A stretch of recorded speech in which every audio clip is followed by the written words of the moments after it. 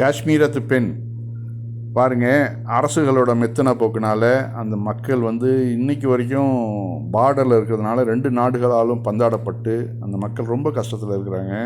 ஒரு சிறுமி அதாவது உலர் பழங்களை விட்டு கொண்டிருந்தால் அப்பாவித்தனம் அவள் முகத்தை அலங்கரித்தது. அவள் பேசும் விதம் மிகுந்த நம்பிக்கையால் நிறைந்திருந்தது. வாங்குபவன், சின்ன பெண்ணே, உனக்கு எவ்வளவு மொழிகள் தெரியும், எத்தனை மொழிகள் தெரியும் என்று கேட்டான். அந்த பெண் சிரித்து கொண்டே 6 மொழிகள் என்றாள். இந்த சிறுமியின் புன்னகை பார்த்ததும் என் கண்கள் ஈரமாயின. இவ்வளவு மென்மையான வயதிலும் சாலையோரங்களில் இவ்வளவு தூய அப்பாவித்தனத்துடன் அன்பு நிறைந்த குரலுடன் படங்களை விற்கிறார். நம் வாழ்க்கையின் சலசலப்பில் நாம் மறந்துவிடும் ஐயா 6 எடுத்துக்கொள் என்று சொல்வதில் உள்ள அப்பாவித்தனம். இந்த பெண் வெறும் குழந்தை அல்ல, அவள் ஒரு பாடம். மகிழ்ச்சி நிறைய விஷயங்களில் இருக்கிறது. கடின உழைப்பு ஒருபோதும் வீணாகாது. உண்மைதானே? கடினமாக உழைச்சிங்கனாக்கா இறைவன் எந்த வகையிலும் உங்களுக்கு உதவிகளை புரிவான். அது எத்தனை அரசுகள் எத்தனை இயக்கங்கள் தடை செஞ்சாலும் சரி, அந்த மக்களுக்குள்ள அதாவது ரிசுக்குன்னு சொல்லுவாங்கள்ல, அது அந்த சாப்பாடு அவங்க அந்த ஆட்களுக்கு எப்படியும் கிடைச்சே ஆகும். ஏன்னா இறைவன் தானே கொடுக்கக்கூடியவன். அந்த வீடியோவை பாருங்கள். Do you speak English? Yes, I can. No.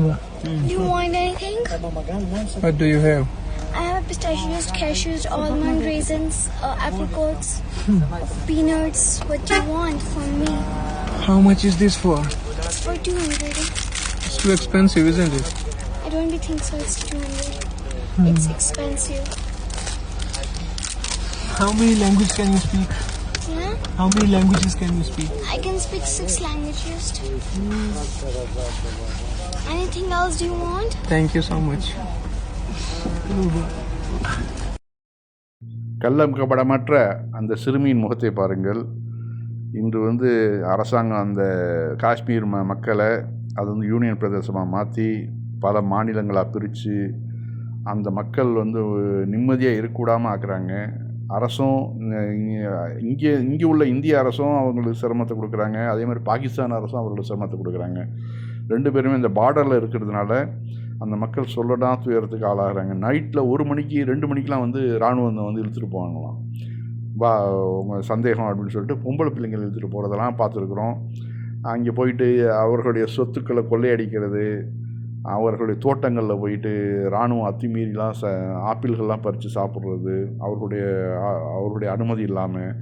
கேட்டால் நான் இராணுவம் என்கிட்டலாம் கேட்க முடியாது அப்படிங்கிறாங்களாம். அந்த மாதிரிலாம் நிறைய செய்திகள்லாம் வருது. அந்த மக்களுக்கு ஒரு விடிவு காலம் கிடைக்க நாம் பிரார்த்தனை பண்ணுவோம். 2 நாடுகளும் அந்த மக்களை பந்தாடுகிறது. ஒரு நாள் கண்டிப்பாக அவர்களுக்கு ஒரு விடிவு காலம் கிடைக்கும்.